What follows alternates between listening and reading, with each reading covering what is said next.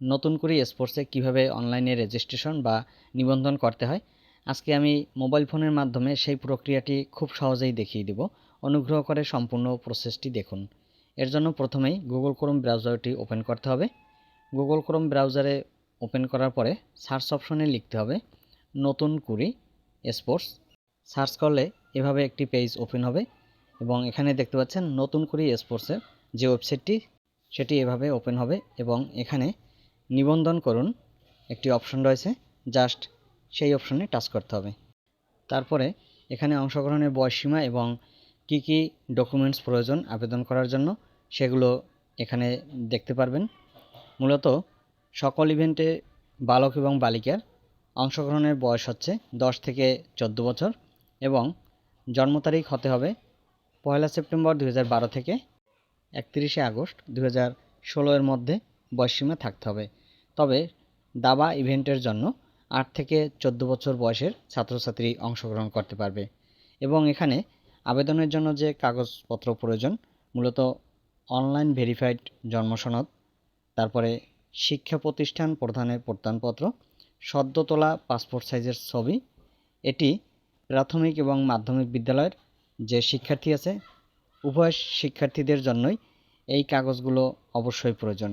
এছাড়া যারা মাধ্যমিক স্কুলের শিক্ষার্থী রয়েছে তাদের জন্য ষষ্ঠ বা অষ্টম শ্রেণীর ভর্তির রেজিস্ট্রেশন কার্ড এবং স্কুলের প্রধান শিক্ষক কর্তৃক বর্তমান শ্রেণীর সত্যায়িত স্টুডেন্ট লিস্টের কপি প্রয়োজন হবে।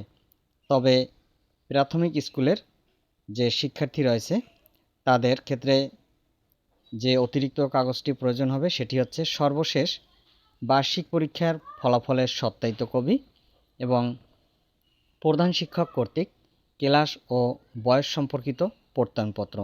মূলত এই ডকুমেন্টসগুলো রেডি করেই আবেদনের জন্য এই ওয়েবসাইটে প্রবেশ করতে হবে।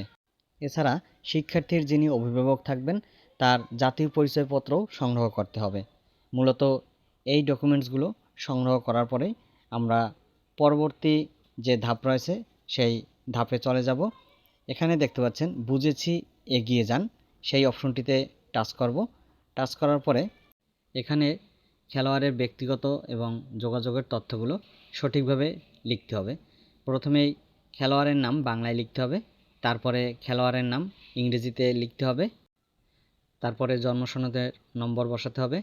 এরপরে নিচে আছে জন্ম তারিখ, শিক্ষার্থীর জন্ম তারিখটি অবশ্যই সঠিকভাবে তার জন্ম সনদ অনুযায়ী দিতে হবে। তারপরের অপশনটি হচ্ছে লিঙ্গ, কিশোর অথবা কিশোরী, এটি নির্বাচন করবেন।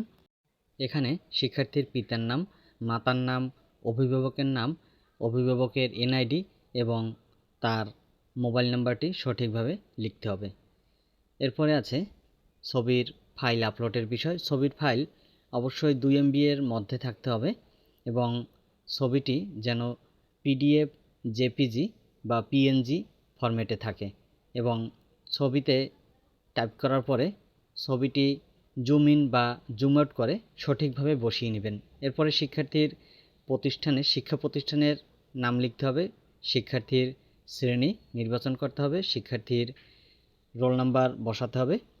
তারপরে এখানে ফাইল আপলোড করার জন্য চুজ ফাইল যে অপশনটি রয়েছে সেখানে টাচ করে এখানে প্রয়োজনীয় যে ফাইলগুলো সেগুলো আপলোড করতে হবে, যেমন জন্ম নিবন্ধন শিক্ষার্থীর, তারপরে অভিভাবকের এনআইডি, শিক্ষা প্রতিষ্ঠানের প্রত্যয়নপত্র, পূর্ববর্তী বছরের বার্ষিক পরীক্ষার ফলাফলের সত্যায়িত কপি, এগুলো আপলোড করতে হবে।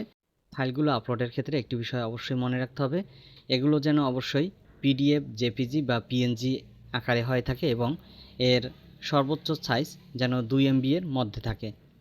এরপরে আছে স্থায়ী ঠিকানা, শিক্ষার্থীর বিভাগ, জেলা, উপজেলা এবং ইউনিয়ন নির্বাচন করতে হবে।